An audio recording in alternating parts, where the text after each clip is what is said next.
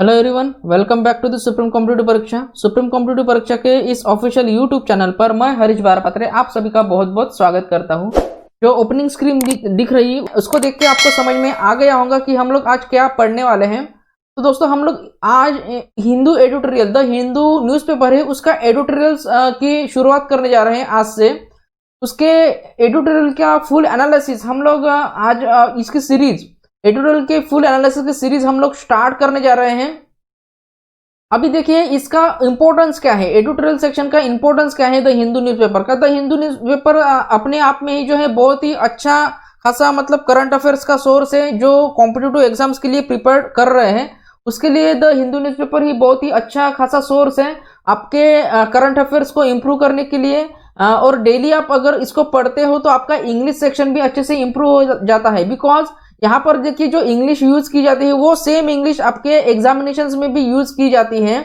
यहाँ पर आपको नए वर्ड जो सीखने को मिलते हैं, मतलब जो हाई फ्रीक्वेंसी वर्ड्स है, हाई फ्रीक्वेंसी वर्ड्स जो आपके इंग्लिश सेक्शन में यूज की जाते हैं, आपके इंग्लिश के पैराग्राफ में या फिर इंग्लिश का कोई भी मतलब सेक्शन हो, वहां पर जो नए वर्ड्स वोकेबलरी यूज की जाती है, इन शॉर्ट वोकेबलरी यूज की जाती है, वो वोकेबलरी को अच्छे से प्रिपेयर करने के लिए, वोकेबलरी में जो है मास्टर होने के लिए आपको ये एडिटोरियल पढ़ना बहुत ही आवश्यक होता है द हिंदू न्यूज़पेपर का। ठीक है, तो इसी के लिए जो है हम लोग आपके लिए ये सीरीज लेकर आ रहे हैं। अगर आपको ये पसंद आया है, हमारा जो ये इनिशिएटिव हमने लिया है, अगर ये इनिशिएटिव आपको पसंद आया हुआ है तो प्लीज वीडियो को लाइक कीजिए। चैनल पे अगर आप नए हो तो चैनल को सब्सक्राइब कर दीजिए और साथ ही नोटिफिकेशन के बेल को भी दबा दीजिए, घंटी को भी बाजू वाले दबा दीजिए, ताकि जो मैं डेली एडिटोरियल्स अपलोड करता रहूंगा उसके नोटिफिकेशन आपको आपके इनबॉक्स में मिलते रहे। तो चलिए हम लोग शुरू करते हैं बिना समय गवाए एडिटोरियल आज का, यानी कि 7 जनवरी 2021 का द हिंदू न्यूज़पेपर का एडिटोरियल सेक्शन। सबसे पहले ऊपर उन्होंने हेडलाइन लिखी है, building bye accord on central vista. Building bye accord on central vista. अभी देखिए ये बिल्डिंग मतलब आपको पता है बिल्डिंग मतलब क्या होता है, आप सभी को पता है। बिल्डिंग्स आपने देखी है, शहरों में होती है, टाउन्स में होती है बिल्डिंग्स। बाय अकॉर्ड मतलब होता है, अकॉर्ड मतलब होता है समझौता। अगर आपको नहीं पता है तो इस वर्ड को लिख लीजिए, बाय गॉड समझौता। ठीक है, समझौते पर बोल सकते हैं आप। अकॉर्ड ऑन अकॉर्ड मतलब समझौते पर। आपको क्या करना है, एक बुक बना लेनी है, उसपे जो मैं नए वर्ड्स के मीनिंग्स बताता चलूंगा डेली एडिटोरियल सेक्शन के एनालिसिस में, तो उसको आपको लिख लेना है और डेली रिवाइज करना है। इसी से आपकी वोकैबुलरी अच्छे से इंप्रूव हो जाएगी। हम लोग रियल टाइम एनालिसिस करेंगे एडिटोरियल का, तो उसमें से जो है आपको अच्छे से ये वोकैबुलरी समझ में आ जाएगी। Building bye accord on central vista. Accord मतलब होता है समझौते पर। तो देखिए यहाँ पर एक नया वर्ड यूज किया है, सेंट्रल विस्ता। सेंट्रल विस्ता मतलब होता है हमारा जो राष्ट्रपति भवन है और इंडिया गेट, इनके बीच में जो राजपथ फैला हुआ है, आपको पता होगा राष्ट्रपति भवन से इंडिया गेट के जो ये इनके बीच में जो राजपथ फैला हुआ है, उसमें राजपथ पर पड़ने वाले जो सरकारी भवने हैं, ठीक है, जो सरकारी भवने हैं उनका जो है पुनर्निर्माण किया जा रहा है। जो सरकारी भवने हैं उनका जो पुनर्निर्माण किया जा रहा है, तो इसलिए सेंट्रल विस्ता इस वर्ड को यहाँ पर यूज किया जा रहा है। बिल्डिंग बाय अकॉर्ड, जो बिल्डिंग्स वहां पर पड़ रहे हैं, राष्ट्रपति भवने मतलब जो है सरकारी भवने पड़ रहे हैं, उनका जो पुनर्निर्माण है उसका वो किया जा रहा है। तो इसी के आधार पर ये जो है आज का 7 जनवरी 2021 का एडिटोरियल सेक्शन उन्होंने दिया हुआ है। सबसे पहले वहां पर लिखा गया है, beyond judicial clearance. Judicial clearance मतलब होता है न्यायिक मंजूरी। जुडिशियल क्लियरेंस, न्यायिक, जुडिशियल मतलब होता है न्यायिक, क्लियरेंस मतलब होता है मंजूरी। इसके परे, इसके बियॉन्ड सेंट्रल विस्ता को, जो सेंट्रल विस्ता है अभी जो मैंने आपको बताया, सेंट्रल विस्ता को राष्ट्रीय सहमति प्राप्त करने में जो है सक्षम होना चाहिए। राष्ट्र की सहमति प्राप्त करने में ओके, सेंट्रल विस्ता को सक्षम होना चाहिए न्यायिक मंजूरी के परे। ओके, अगर न्यायिक मंजूरी नहीं भी आई है, उसके परे भी जो है सेंट्रल विस्ता को जो है इसको राष्ट्रीय सहमति प्राप्त करने में सक्षम होना चाहिए, ये यहाँ पर बोला जा रहा है। हम लोग बढ़ते हैं डायरेक्टली अभी एडिटोरियल सेक्शन पर। ये हेडलाइन थी, वहां पर लिखी गई, नेशनल कंसेंसस मतलब होता है राष्ट्रीय, कंसेंसस मतलब होता है सहमति। इसको आप लिख लीजिए अपने नोटबुक पर, सहमति, consensus. Very first line, with the supreme court's 2-1 judgment. Supreme court के 2-1 जजमेंट, ये जो 2-1 जजमेंट है सुप्रीम कोर्ट का ये जो फैसला है 2-1 का, clearing the central vista project for New Delhi, clearing the central vista project for New Delhi, the Narendra Modi government can now indelibly मतलब होता है पक्केपन से। पहले वर्ड्स को समझ लेते हैं, पक्केपन से, ठीक है। Indelibly reshape the national capital visual landscape, मतलब जो हमारी नेशनल कैपिटल है दिल्ली, उसका जो विजुअल लैंडस्केप है, विजुअल लैंडस्केप मतलब क्या होता है, यहाँ पर आप बोल सकते हो कि दृश्य परिदृश्य, विजुअल लैंडस्केप, ठीक है। तो नई दिल्ली के लिए केंद्रीय विस्टा परियोजना को मंजूरी देने के, ठीक है, सुप्रीम कोर्ट के 2-1 के फैसले के साथ, सुप्रीम कोर्ट के यहां पर बोला जा रहा है कि 2-1 के फैसले के साथ जो है नरेंद्र मोदी सरकार अब राष्ट्रीय राजधानी के दृश्य परिदृश्य को फिर से खोल सकती है। नरेंद्र मोदी गवर्नमेंट जो है अब राष्ट्रीय राजधानी यानी कि दिल्ली के दृश्य परिदृश्य को अब फिर से जो है खोल सकती है, फिर से उसको रिशेप दे सकती है। जो मार्ग मैंने बताया आपको, ठीक है, सेंट्रल विस्ता ये जो बताया, उसको फिर से जो है दृश्य परिदृश्य को मतलब उसको फिर से रिशेप दे सकती है, ये यहाँ पर बोला जा रहा है। आगे चलते हैं। Justice A M Khanwilkar and Dinesh Maheshwari found no infirmity. Infirmity यहाँ पर एक नया वर्ड आया हुआ है। इन्फर्मिटी मतलब होता है दुर्बलता।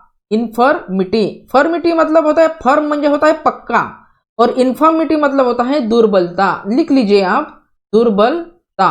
Infirmity in the approvals granted by the central vista committee.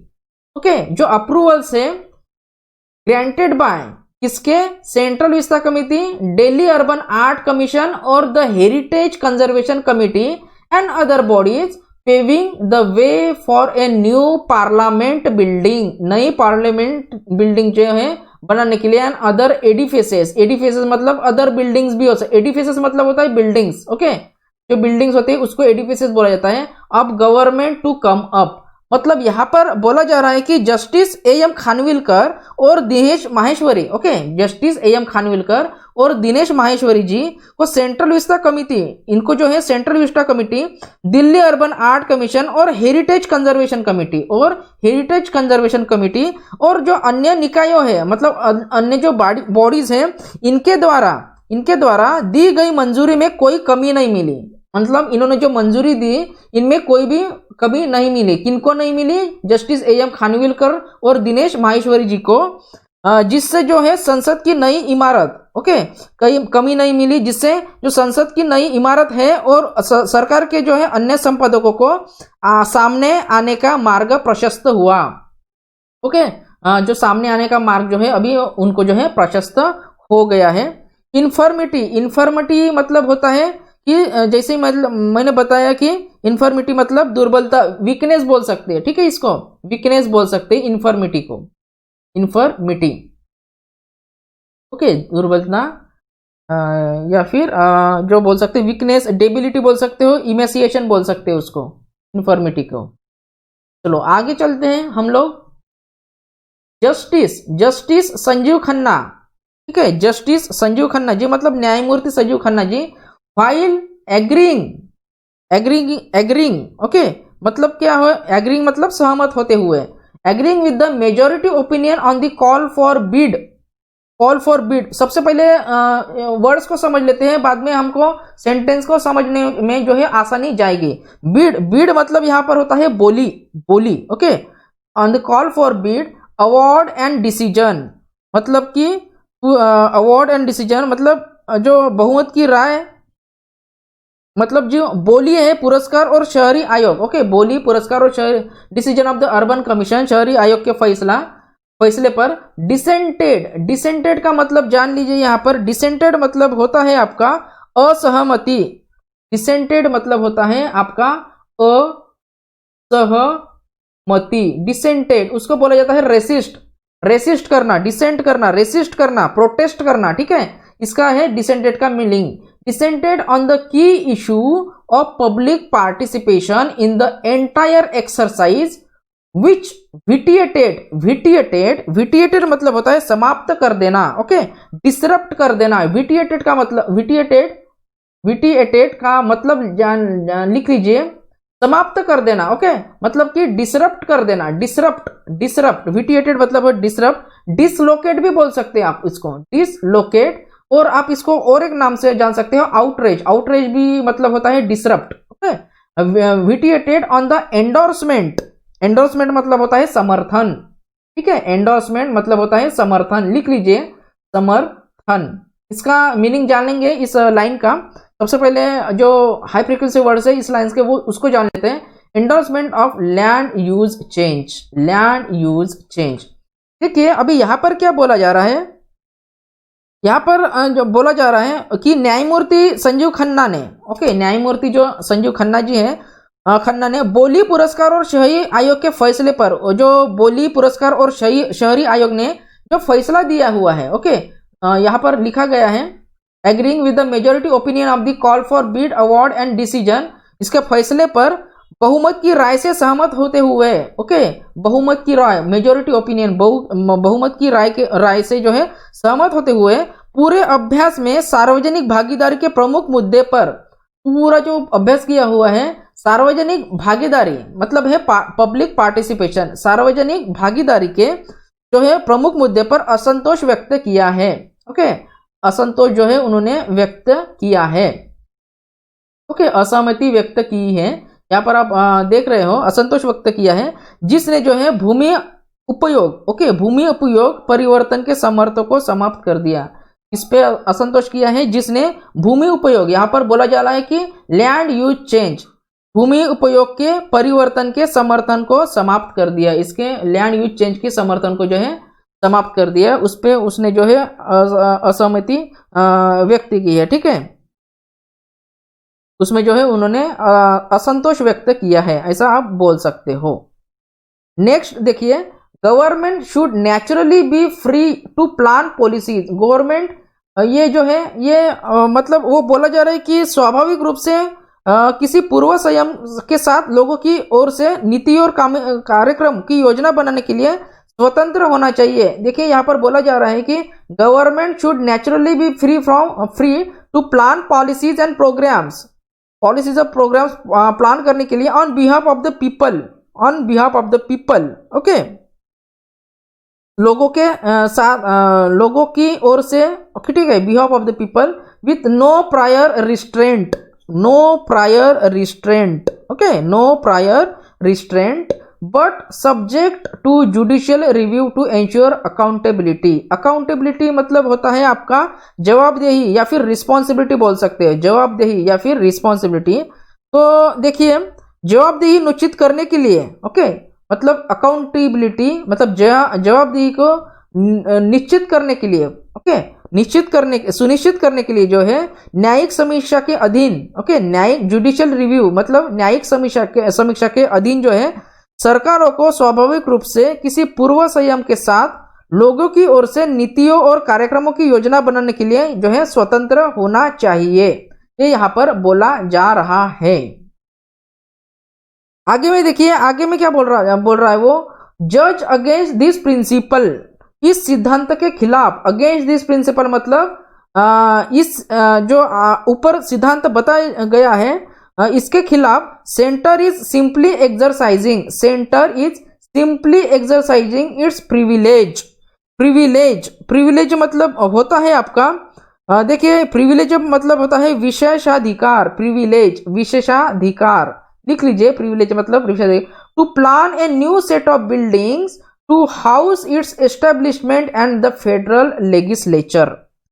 Federal मतलब होता है संघीय, ओके, जॉइंट, यूनिफाइड, संयुक्त, फेडरल मतलब होता है संयुक्त, लेजिस्लेचर मतलब आपका होता है विधानमंडल, ओके, असेंबली, लेजिस्लेचर, ठीक है। तो इस लाइन को अभी समझ लेते हैं, जज अगेंस्ट दिस प्रिंसिपल, इस सिद्धांत के खिलाफ जो है केंद्र अपनी स्थापना और संघीय विधायिका के निर्माण के लिए, केंद्र जो है अपनी स्थापना और संघीय विधायिका जो है उसके निर्माण के लिए इमारतों के एक नए सेट की जो है योजना बनाने के लिए अपने विशेषाधिकार का प्रयोग कर रहा है। ओके, इमारतों का एक नया सेट, ओके, उसको उसकी योजना बनाने के लिए यहाँ पर बोला जाता है न्यू सेट ऑफ बिल्डिंग्स, इमारतों की नई सेट ऑफ बिल्डिंग्स को जो है इसकी योजना बनाने के लिए जो है अपने विशेषाधिकार, मतलब जो है यहाँ पर बोला जा रहा है कि प्रिविलेज के लिए अपने विशेषाधिकार का जो है प्रयोग कर रहा है। ठीक है, यहां तक आपको समझ में आ गया होगा। देखिए, थोड़ा सा ये समझने के लिए कठिन भी होता है द हिंदू ट्यूटोरियल, बट आप अगर इसको अच्छे से ध्यान दोगे यहाँ पर तो ये अच्छे से समझ में आ जाएगा। आगे बोला जा रहा है, while the final cost estimate is unclear, planned expenditures are in excess of rupees 13,450 crore for, among other things, a new central secretariat, vice president's enclaves and prime minister residence, besides 971 crore for the new parliament. New parliament के लिए जो 971 करोड़ रुपए का जो budget यहाँ पर बताया है, ओके, तो उसको छोड़ते हुए बिसाइड्स जो है इन चीजों को डेवलप करने के लिए new central secretariat, vice president का एनक्लेव और प्राइम मिनिस्टर का रेसिडेंस, इसको जो डेवलप करना है उसके लिए 13,450 करोड़ का ये जो है इससे भी एक्सेस, ओके, इससे भी एक्सेस खर्चा आएगा। ठीक है, तो फाइनल जो कॉस्ट है वो अभी तक, कॉस्ट एस्टिमेट है वो अभी तक अनक्लियर है। मतलब जो है आप बोल सकते हो कि जो इस यहाँ पर आप बोल सकते हैं कि जो अंतिम लागत है, ठीक है, वो उसका अनुमान अस्पष्ट है। ठीक है, तो ये इसका मीनिंग है। आगे बोला जा रहा है विद ए नेशनल कॉन्सेंसस, मतलब कि राष्ट्रीय सहमति के साथ, सच ए कोलोजल प्लान, ये जो है, ठीक है, इस तरह की एक विशाल योजना, कोलोजन प्लान मतलब होता है विशाल योजना, माइट बी एक क्राउनिंग अचीवमेंट, क्राउनिंग अचीवमेंट मतलब होता है एक महत्वपूर्ण उपलब्धि। ठीक है, तो 2022 में जो 75 वर्ष आजादी के 75 वर्ष के लिए जो है इस टाइप की योजना है कोलोजल प्लान, इस टाइप का एक कोलोजल जो प्लान है वो एक विशाल योजना, एक महत्वपूर्ण उपलब्धि जो है हो सकती है भारत के लिए। आगे बोला जाता है what is germinate to the question, however it is appropriateness in the year of unprecedented disruption। ठीक है, मतलब वो बोला जाता है कि हालांकि कोविड-19 के कारण अभूतपूर्व जो विघटन हुआ है, अनप्रेसिडेंटेड डिसरप्शन, अभूतपूर्व विभाजन जो हुआ है इसके लिए जो 1 वर्ष में इसकी उपयुक्तता है। ठीक है, तो इसके लिए जो है 1 वर्ष की जो है इसकी उपयुक्तता अभी है भारत को। ठीक है, आगे बोला गया है कि this is when unelected government, मतलब जो इलेक्टेड गवर्नमेंट है यानी कि एक निर्वाचित सरकार है, due to the elected government must give its undivided attention to schemes for the common weal, not for tempted into extravagance indulgence। यहाँ पर एक लाइन है वो कट गई है। यहाँ पर बोला जा रहा है कि यह तब होता है, ये तब होता है कि जब एक निर्वाचित सरकार को एक आम मतलब देखिए यहाँ पर एक उन्होंने विल करके वर्ड यूज किया हुआ है, विल मतलब होता है आप बोल सकते हो घाव का निशान, बट यहाँ पर वेलफेयर के हिसाब से इसको यूज किया गया है और बोला गया है कि आम मतलब जो है वेलफेयर के लिए जो है इस योजनाओं पर अपना अविभाजित ध्यान देना चाहिए सरकार को, और असाधारण रूप से जो है प्रलोभन में नहीं फंसना चाहिए। ठीक है, प्रलोभन में जो है नहीं फंसना चाहिए गवर्नमेंट को। आगे बोला जा रहा है as justice Khanna has pointed out public consultation in democracy, जैसे कि न्यायमूर्ति खन्ना ने कहा है कि लोकतंत्र मतलब डेमोक्रेसी यानी कि लोकतंत्र में सार्वजनिक परामर्श के लिए नागरिकों को जो सार्वजनिक परामर्श होता है, ठीक है, पब्लिक कंसल्टेशन सार्वजनिक परामर्श के लिए नागरिकों को जो है जो परियोजना के औचित्य का आकलन करने में सक्षम होना चाहिए। ठीक है, नागरिकों को जो है परियोजना के औचित्य का आकलन करने के लिए जो है उनको सक्षम होना चाहिए, सिटीजन्स को। ठीक है, मतलब नागरिकों को जागरूक होना चाहिए। तो इसेंस मतलब क्या होता है, सार। ओके, किसी भी चीज का सार, इसेंस ऑफ देयर व्यू। ठीक है, उनके विचार का सार, essence of their view should inform the final decision जो है अंतिम निर्णय को सूचित करना चाहिए उनके, ठीक है, उनके जो विचार का सार है वो अंतिम निर्णय को सूचित करना चाहिए। आगे बोला जा रहा है opportunities for public consultation, opportunities for public consultation, सार्वजनिक परामर्श के अवसर, ओके, पहले से ही आधुनिक कानूनों में शामिल है बोल रहे हैं, already incorporated into modern laws, पहले से ही शामिल है वो आधुनिक कानूनों में, ठीक है, and also in Delhi's development act in no way fetter the executive, ठीक है, किसी भी तरह के जो है कार्यकारी रुकावट यहाँ पर नहीं लाते हैं। और जो है यहाँ पर बोला जा रहा है कि जो सार्वजनिक परामर्श के अवसर है पहले से ही वो जो है आधुनिक कानून में शामिल है और दिल्ली विकास अधिनियम में भी जो है किसी भी तरह से कार्यकारी रुकावट नहीं लाते हैं, ये यहाँ पर बोला जा रहा है। It would be appropriate therefore for the centre to attempt consensus building on central vista without showing undue anxiety and haste in taking up all planned structured together। haste मतलब होता है घाई गड़बड़, ओके, घाई गड़बड़ नहीं दिखाना चाहिए। बोला जा रहा है कि इसलिए उचित यही होगा कि केंद्र जो है विस्टा पर केंद्रीय सहमति पर निर्माण का प्रयास करे, ठीक है, बिना किसी चिंता और जल्दबाजी के साथ जो है सभी नियोजित संरचनाओं को लेने में जल्दबाजी दिखाए, ठीक है, अभी सेंटर को ही जो है जल्दबाजी दिखानी पड़ेगी। आगे बोला जा रहा है the pandemic course points to uncertainty on restoration of economic health and ameliorating मतलब होता है सुधारना, अमेलियोरेट मतलब होता है सुधारना, इम्प्रूवमेंट करना, इम्प्रूव करना, ठीक है, जो कोविड-19 के वजह से इकोनॉमी में जो है मतलब डाउन हो गई है ना, अनसर्टेनिटी आई हुई है इकोनॉमिक हेल्थ में, मतलब ये जो महामारी आई हुई थी पेंडेमिक कोविड-19 का, तो वो इकोनॉमिक हेल्थ को क्या करता है, वो अनिश्चित करता है, अनसर्टेनिटी दिखाता है इसमें इकोनॉमिक हेल्थ में। ऑब्वियसली अनसर्टेनिटी जो है आई हुई है और अर्थव्यवस्था के बड़े क्षेत्रों विशेष रूप से सेवाओं में जो है नुकसान की पुष्टि भी करता है ये पेंडेमिक, फाइन, नुकसान भी बहुत सारा हो गया है to large sectors of the economy specially in services, है ना, सर्विसेज में सेवाओं में नुकसान की जो है वो पुष्टि भी कर रहा है। In the run up to 2020 मतलब 2022 आने तक the government will be tested on its ability to ensure good health for all the citizens. अभी देखिए 2022 तक गवर्नमेंट को क्या करना है, सारे सिटीजन्स के गुड हेल्थ की तरफ भी उसको ध्यान देना है, review normative education and provide stronger welfare, ठीक है, ये भी उसको करना है बिकॉज पेंडेमिक भी आया हुआ था।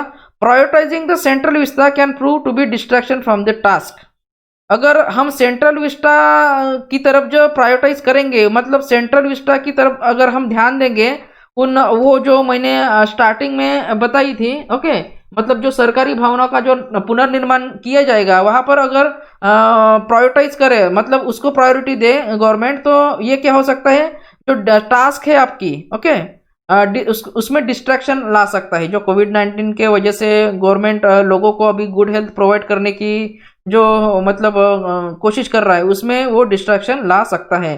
तो ये थे आज के जो है हिंदू का एडिटोरियल सेक्शन मतलब 7 जनवरी का। आपको अगर लगता है कि इसी टाइप के मैं एडिटोरियल्स बनाता रहूं तो प्लीज़ वीडियो को लाइक कीजिए, चैनल को सब्सक्राइब कीजिए अगर आप चैनल पर नए हो, और इस वीडियो को ज़्यादा से ज़्यादा अपने फ्रेंड्स के साथ शेयर कीजिए। तो चलिए हम लोग मिलते हैं हमारे नेक्स्ट वीडियो में, तब तक के लिए स्टे कॉन्फिडेंट।